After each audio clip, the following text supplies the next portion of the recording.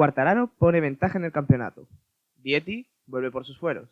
Guevara presenta candidatura. Soy Alberto Sánchez y esto es Race Through. Si llegábamos al Gran Premio de Cataluña con el Campeonato del Mundo de MotoGP apretado y con muchísimas dudas sobre quién podría salir de aquí como líder del campeonato, parece que esas dudas comienzan a despejarse. Fin de semana de ensueño para Fabio Quartararo, que ve como sus principales rivales en la lucha por el campeonato, Aleix Espargaró, Pecco Bagnaia y Enea Bastianini, pinchaban la carrera del domingo, mientras que él lograba una nueva victoria en esta temporada, lo cual le hace distanciarse sobre el propio Aleix en el Campeonato del Mundo de MotoGP. Y eso teniendo en cuenta que no fue un fin de semana sencillo para el piloto francés, pues durante todas las sesiones, incluyendo tanto libres como la propia clasificación, fueron dominadas por Aprilia y sobre todo por un hombre, Aleix Espargaró, que llegaba a su gran premio de casa. Él se crió viviendo a 10 minutos del circuito, tenía este gran premio metido entre ceja y ceja y se presentó como el principal favorito a lograr el triunfo, el que sería su segundo triunfo de su carrera, de la temporada, y el segundo triunfo de Aprilia en MotoGP. Sin embargo, a pesar de hacer la pole, en la salida se puso primero Fabio Quartararo, comenzó a tirar como un demonio, como lo que es, al más puro estilo Jorge Lorenzo en su etapa de Yamaha, y nadie pudo seguirle el ritmo, ni siquiera Jorge Martín, que también llegó a colocarse segundo tras una salida un tanto caótica, de la que hablaremos después. Y en esa pelea con Aleix Espargaró por esa segunda posición, permitió que el piloto de Yamaha tomara una ventaja de entre 1 y 2 segundos, que fue totalmente insalvable, y permitió también que Johan Zarco llegara a esa lucha por los puestos de podio. Un podio que parecía a las últimas vueltas ya asegurado que se iba a disputar entre Martín y Aleix, esa segunda plaza. Sin embargo, sucedió algo totalmente que no, cualquier circunstancia hubiera sido totalmente inesperado, pero que ya ha pasado en más de una ocasión en este circuito.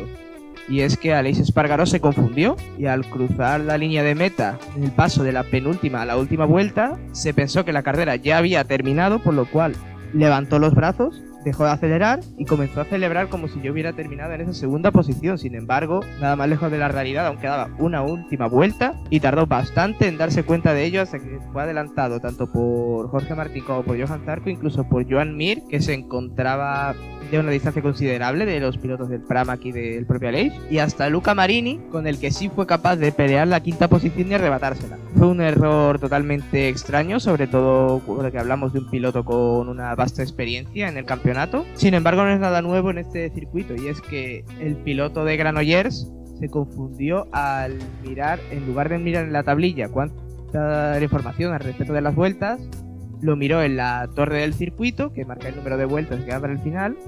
Y hay una peculiaridad en esta torre del circuito de Barcelona-Cataluña, y es que la última vuelta, en lugar de marcarla como lap 1 o el número final de vueltas que hay en el circuito, se marca como lap 0. ¿Qué quiere decir esto?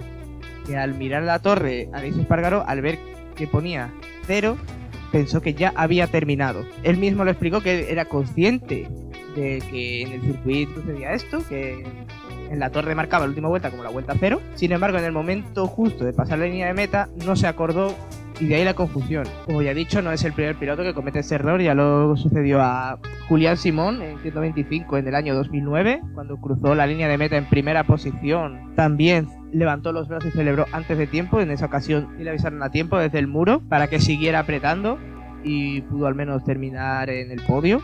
Sin embargo, Aleix no pasó eso, se dio cuenta cuando vio que el resto de motos no desaceleraban. También le ocurrió a Sergio García Dols hace unos cuantos años, cuando militaba en el Estrella Galicia. Por lo tanto, no es un error que sea nuevo, si es raro que ocurra. Normalmente los pilotos no suelen mirar la torre para comprobar el número de vueltas, suelen mirar la tablilla que le pone el equipo, pero en esta ocasión no fue así, y veremos si esto, al ser ya la tercera ocasión que ocurre, provoca un cambio en el circuito y hace que los organizadores se replanteen si marcar la última vuelta como vuelta 0 o cambiar el sistema para marcar esas vueltas en la torre. Aleix se quedó sin podio, pero los que sí lograron el podio fueron las Pramac, que resucitan en el campeonato. Están teniendo una temporada bastante irregular, sobre todo Jorge Martín. No está teniendo su año, más de un año que puede ser clave para él, ya que está peleando por un puesto en el equipo oficial con Enea Bastianini. Esta segunda posición le sabe gloria, y más aún contando con el abandono del propio Bastianini. Martín le recorta 20 puntos en el campeonato, es cierto que está aún bastante lejos, ya que porque Jorge Martín tiene 2 podios, Enea Bastianini tiene 3 victorias, pero la irregularidad que parecen estar marcando a ambos pilotos puede ser clave a final de temporada. Y otro de los aspirantes al título que se vio obligado a abandonar, en esta ocasión no por culpa suya, sino porque lo tiraron, fue Pecco Bagnaia, que se fue al suelo tras un accidente con Takaaki Nakagami en la salida. El piloto japonés salió bien, salió rápido, sin embargo se pasó de frenada y al intentar clavar frenos, la moto le hizo un stop, y como se conoce, que se levantó la rueda trasera. Al clavar el freno delantero se levantó la rueda trasera, por tanto la moto se fue hacia adelante por inercia hasta impactar su moto contra la moto de Alex Rins, el cual se fue al suelo también como consecuencia de la caída. Tuvo una pequeña fractura en la mano. El piloto catalán, desde que se anunció la marcha de Suzuki del campeonato, no ha sido capaz de terminar ninguna carrera. Son 3 ceros consecutivos, 2 de ellos provocados por un accidente con Takaaki Nakagami. Y volviendo al japonés, tuvo la mala suerte de impactar con su cabeza en la rueda trasera de la moto de Bagnaia, provocando una caída del propio piloto italiano y una situación de intranquilidad entre los aficionados y periodistas que estaban en el circuito, puesto que apenas hubo información al respecto del estado de salud del piloto japonés. Por suerte el piloto está bien, el piloto se encuentra hospitalizado con pequeñas heridas, pero que podría haber sido más grave de lo que fue. En Moto 2 volvió por sus fueros Celestino Vietti, el piloto italiano, que partía en una posición un tanto retrasada en la parrilla de salida, logró remontar hasta conseguir la victoria, una nueva victoria que le vuelve a upar como líder del campeonato en solitario. Una carrera bastante accidentada la que tuvimos en Moto 2, parte debido a las altas temperaturas que afectaron al agarre de la pista, y es que varios de los pilotos que se encontraban en las posiciones altas de cabeza a lo largo de la carrera se fueron yendo al suelo, lo cual también favoreció la remontada de Celestino Vietti. Aaron Canet salía en la pole, sin embargo fue adelantado ya en la salida por el estadounidense Joe Roberts, que se le veía muy fuerte en este circuito y lo demostró rodando como líder en solitario durante la mitad de la carrera, hasta que por querer quizás forzar demasiado para tomar una ventaja muy amplia, a pesar de que ya tenía una ventaja de 3 segundos respecto al segundo clasificado, se acabó yendo al suelo cuando todo parecía indicar que iba a lograr su segunda victoria de la temporada. Una victoria en esta ocasión ganada a pulso y no en unas circunstancias extrañas como fue el caso de la carrera de Portugal. Canet entonces tomó el liderato de la carrera, sin embargo, cuando parecía más cerca que nunca esa primera victoria en Moto 2, se la acabó escapando en la última vuelta tras ser adelantado por Celestino Vietti, que venía muy fuerte desde atrás y que fue capaz de defender a la perfección la victoria en esa última vuelta, sobre todo en esa zona de la curva 10, donde más posibilidad de adelantamiento junto con la curva 1. El que no pudo defender a su podio fue Jake Dixon, el piloto británico. Por fin parecía que iba a lograr ese tan ansiado podio. Sin embargo, a diferencia de lo que ocurrió con Celestino Vietti, él no fue capaz de defender su posición respecto a Augusto Fernández, que venía remontando también desde atrás, y perdió el podio en esa última vuelta a falta de 3 curvas para el final. Sin embargo, buenas noticias para el equipo Aspar en el caso de Dixon, ya que por fin logra terminar una carrera en los puestos altos de la clasificación. Y otro nombre a destacar es el de Pedro Acosta, el piloto murciano que viene de ganar en Mugello. Parece que está encontrando esa regularidad, volvió a fallar en clasificación, no se le está dando nada bien clasificar al piloto de Mazardón. Sin embargo, en esta ocasión sí ha conseguido ir remontando poco a poco posiciones, tampoco a una velocidad vertiginosa para evitar quizá caídas, y logra alcanzar una más que digna 6ª posición, lo que vuelve a terminar una carrera, vuelve a sumar puntos importantes en esa lucha por el Rookie del año. Y él ya dice que este año es para aprender, que no aspira ni de lejos a pelear por el campeonato, y parece que poco a poco las cosas le van saliendo.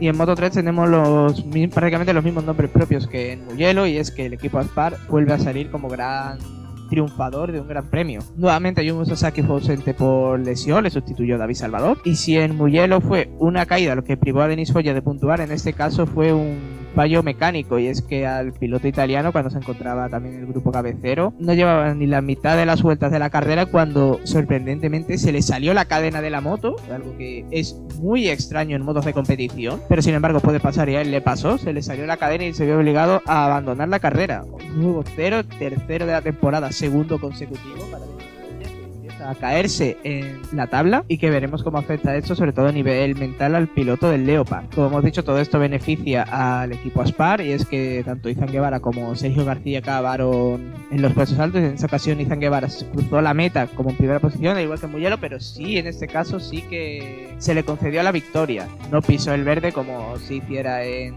Mugello y consigue unos 25 puntos muy importantes en la lucha por el campeonato, ya que le recorta una cantidad importante a Sergio García, que perdió el podio en la última vuelta en beneficio de Tatsuki Suzuki, compañero de Denis Foggia. Pero sí, un nombre propio del que hay que hablar y mucho es el de un jovencito piloto como es David Muñoz.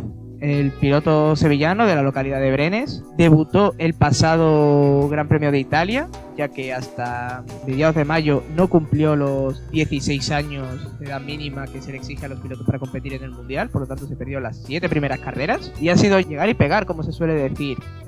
Ya logró una sorprendente clasificación a la Q2 en Mugello, cuando los dos pilotos del Boe School Rider que estaban compitiendo hasta entonces, tanto Ana Carrasco como Gerard Riumale, que fue su piloto sustituto, rondaban siempre las últimas posiciones tanto en clasificación como en carrera. Si bien no pudo rematar esa Q2 de Mugello con una buena clasificación final, aunque acabó puntuando, llegó el Gran Premio de Montmeló, un circuito que ya conoce, haber competido en el Campeonato de España, y aquí demostró todo su talento.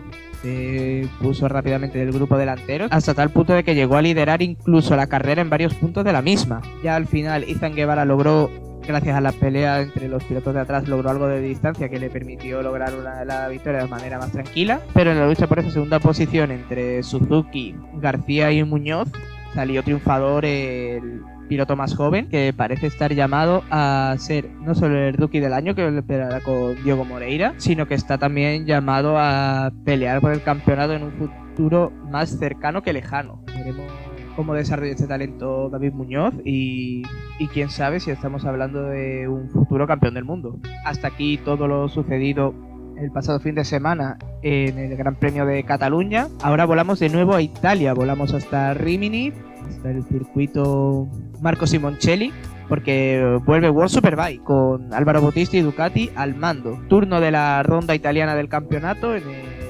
Misano World Circuit Marco Simoncelli, situado en la comuna de Misano, de ahí el nombre del mismo, la provincia de Rimini, muy cerca de San Marino, razón por la cual al ver el Gran Premio de San Marino en el Campeonato del Mundo de MotoGP. Circuito que cuenta con 4.226 metros, 16 curvas, 6 de izquierda, 10 de derechas, y desde 2014 organiza el Round de Italia, compartido hasta el año 2019 con Imola. Entre 2014 y 2019 se disputaban 2 rounds en Italia, uno disputado en el circuito Ensedino Ferrari de Imola y otro disputado en el propio circuito de Misano. Circuito en el que ha dominado todos estos últimos años una marca, en concreto una marca japonesa de motos verdes, Kawasaki hablamos, aunque para sorpresa de todos el año pasado, a pesar de que las mejores las logró Jonathan Rea, no logró ninguna victoria, y es que las dos primeras carreras, tanto la carrera 1 como la Superpole Race, las ganó el otro piloto de Ducati de esta temporada, Michael Ruben Rinaldi, siendo Toprak el ganador de la segunda carrera en un circuito en el que Jonathan Rea sufrió varias caídas, falló más de lo que debía, cual fue clave después de la lucha por el campeonato final de temporada. Un circuito en el que ya Bautista sabe lo que es ganar en Superbike, ganó en 2019 una de las 3 carreras, y en el que a priori Kawasaki parte como favorita.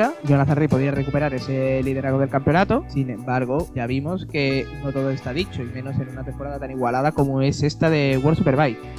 Como novedades tenemos en este round a Alessandro Del Bianco para el equipo Pedercini, un nuevo piloto en el equipo italiano que monta Moto Kawasaki. Ya Leon Haslam sustituyó a Cresson en Assen, Isaac Viñales hizo lo propio en Estoril, y ahora en Italia llega el piloto italiano Alessandro Del Bianco, que ya compitió en el Mundial en el año 2019 a bordo de una Honda y ya sustituyó en alguna que otra carrera en 2020 al Tati Mercado. Por tanto, tenemos su primera experiencia en el Mundial con una moto que no es Honda. No es el único piloto que sustituye a alguien, aunque en este caso fue por el despido de Loris Cresson en la primera carrera.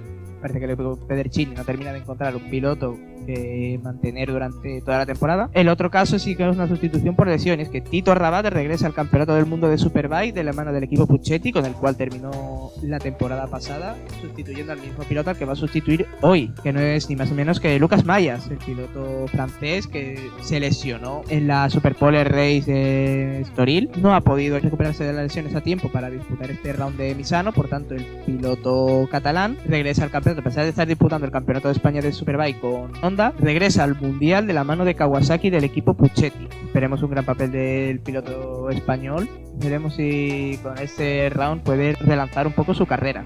Esto es todo por hoy. Nos vemos la semana que viene con lo sucedido en este round de Italia de campeón del mundo de Superbike, y con la previa del próximo Gran Premio del Campeonato del Mundo de Motociclismo, el Gran Premio de Alemania, en el circuito de Sachsenring, primera vez que se va a correr en él sin Marc Márquez en pista, con lo que tendremos un ganador inédito en el circuito alemán en MotoGP.